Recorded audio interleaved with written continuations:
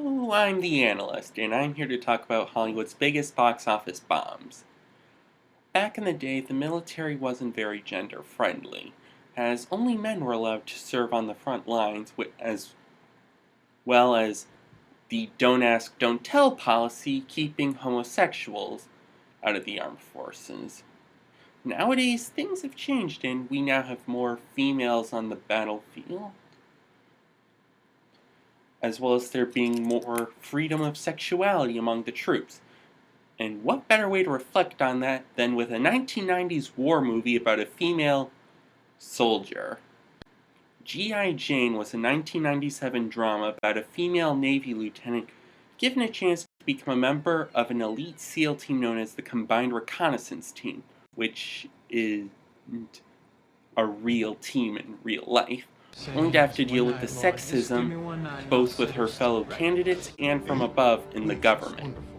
The film stars Demi Moore, who also produced the film, as Lieutenant Jordan O'Neill, a Navy topographical analyst who undergoes said training.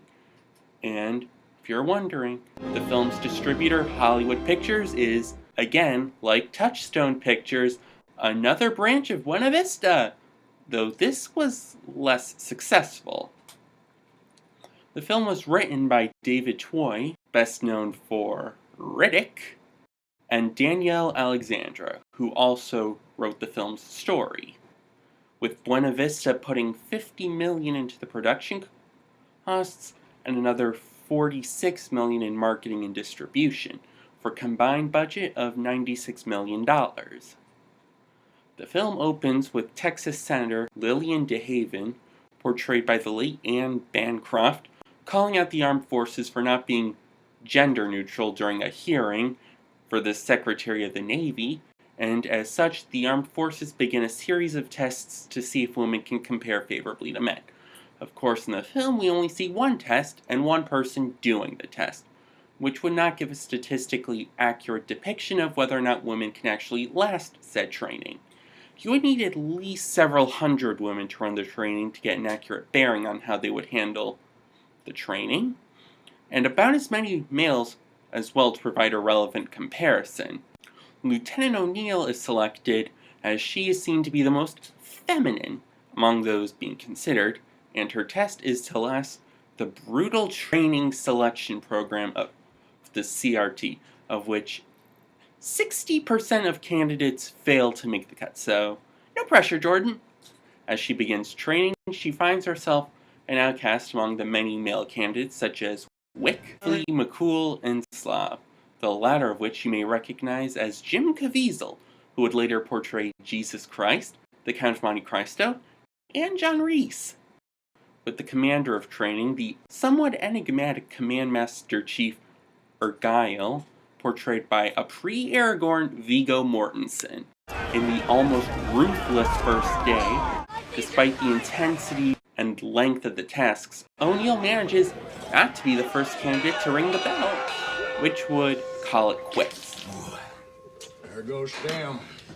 Then, after writing an essay about what she likes most about the Navy, and not falling asleep during it, she has to go through the obstacle course, which is, much like the training, quite brutal, as you're being shot at. And there O'Neill begins to see that there's a double standard around her, as she is given a stool to lift herself over a wall the candidates must climb. While she doesn't want to use it, she finds she must when nobody is left to hoist her over the other side. It is a tripwire that would have killed her group in real life. After the evaluation of the course, O'Neill learns she actually came ahead of several candidates that finished before her, because apparently she was given a 30-second allocation for fairness. O'Neill confronts one of the higher-ups on base, Captain Salem, portrayed by Scott Wilson, not to be confused with 1990s bad guy actor Stuart Wilson, but says she is going to get what she gets, having had to deal with all the politics surrounding her entry into the training. Keep track of your personal pap smears. But most of all, what I resent is your perfume, however subtle it may be. competing with the aroma of my fine $3.59 cigar, which I will put out this instant. If the phallic nature of it happens to offend your goddamn fragile sensibilities, does it? No, sir. No, sir. What? The shape doesn't bother me, sir. Just the goddamn sweet stench. After that comes one of the signature scenes of the film, where O'Neill shaves her head. Like most other candidates present, slowly earning tolerance among the others and managing to last through the most arduous part of the training, known bluntly as Hell Week. This is getting the politicians on the Hill concerned, as she is far exceeding their expectations that she would have rung out by now. And the media is starting to catch on, as their cameras are able to bypass base security. Or at least the range is. 8 weeks in, during SEER, or Survival, Evasion, Resistance, and Escape training, the candidates are tasked with gathering intel from enemy forces without getting caught, and Lieutenant O'Neill is tasked as the group leader. Unfortunately, 2 of her squad mates disobeyed her orders, resulting in the capture of the entire squad. As they are then interrogated for information, culminating with Lieutenant O'Neill by Ergal, who beats her up roughly and almost attempts to rape her. But she fights back. Okay, she was probably not going to be raped, but he did beat her almost senselessly. And she still fought back, even without usage of her hand. Refusing to back down, Seek life elsewhere. Suck my dick. and truly winning the respect of her peers and Ergal. After SEER training, things seem to be going fine for O'Neill until she comes under investigation by Jack for being a lesbian, with several pictures of her with a female friend taken by the media being taken out of context. Learning she would either be facing a desk job or redoing the training, O'Neill rings out and leaves for back home with her husband, played by Daniel von Bargen, who shows her the damning photos, which they realize came from the office of Senator DeHaven, who never expected her to succeed and merely used it as a ploy to keep military bases in her state open. O'Neill confronts her and forces her to drop the charges, get her back into the program, lest she goes public, which would destroy DeHaven's career, and the senator is forced to comply. Then comes the last phase of the program, an operational readiness exercise, which gets turned into a real extraction to help U.S. Army Rangers retrieve a fallen satellite with weapons-grade plutonium from the Libyan desert. O'Neill and Argyle provide watch on the Libyan forces, but when one of them stumbles across O'Neill, and despite her being able to handle herself, and doing so quietly, Argyle shoots him with an unsuppressed SR-9 rifle.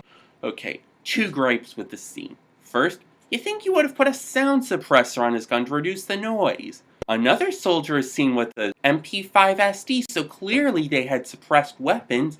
You think he would have had one to at least reduce the noise, as suppressors do remove some of the sound, though not all of it, as there's still that of the bullet breaking the sound barrier and its impact. And second, I'm pretty sure the Navy doesn't use that particular rifle. He should have been using an M24 or an M14. This alerts the Libyans, and Argyle finds himself on the move, trying to keep the Libyans away from the others. O'Neill figures out where he's heading using her experience as a topographic analyst. We're here, and I left the chief. And the Rangers are soon directed there for extraction. Your guys. Sounds like the right area. The trainees have been ambushed by the Libyans.